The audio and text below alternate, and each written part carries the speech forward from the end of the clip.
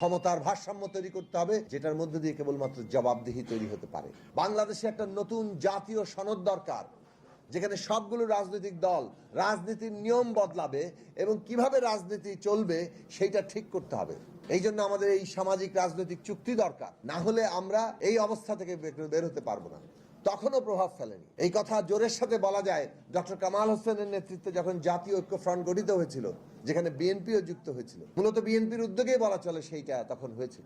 সেই কনভেনশনে আমরা এই কথা বলেছিলাম যে আমাদের নতুন একটা সামাজিক রাজনৈতিক চুক্তি দরকার, একটা নতুন জাতীয় সনদ দরকার, যেখানে আমরা এই শাসন ব্যবস্থা বদলাতে পারব। কারণ এইটা টিকিয়ে রেখে কেবল একটি নির্বাচন এই অবস্থা থেকে আমাদের মুক্ত করবে না। 18 সালের নির্বাচনের আগেও এটা প্রধান রাজনৈতিক প্রশ্ন হয়নি। 18 সালের নির্বাচনে যখন সকল রাজনৈতিক দল অংশ নিল, বাংলাদেশের ইতিহাসে সব রাজনৈতিক দল অংশ নেওয়ার পরে ওই রকম একটি রাতের ভোট ডাকাতের নির্বাচন, মধ্যরাতের নির্বাচন, এইটা আর কখনো ঘটে নাই। এই ভয়ঙ্কর চেহারা কখনো দেখা যায় নাই।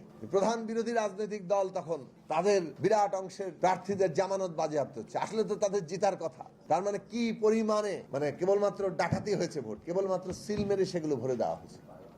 তো এই রকম ঘটনাটা ঘটেছে। 18 সালের নির্বাচনের পরে বাংলাদেশের রাজনৈতিক সংগ্রামের সকল পক্ষের কাছে এইটা প্রতীয়মান, এটা প্রতিষ্ঠিত হয়েছে যে এই শাসন ব্যবস্থা রেখে, এই সাংবিধানিক ক্ষমতা কাঠামো বহাল রেখে আর বাংলাদেশে একটি সুষ্ঠু নির্বাচন সম্ভব না। কাজেই এখন একমাত্র পথ হচ্ছে আন্দোলন, এবং এই উপলব্ধি কিন্তু যুগপৎ আন্দোলনের সূচনা করেছে। আমরা দিনের পর দিন আলোচনা করেছি এবং এই জায়গায় সামনে নিয়ে আসা হয়েছে রাষ্ট্র ব্যবস্থাও বদলাতে হবে, সরকার কেবল বদল নয়।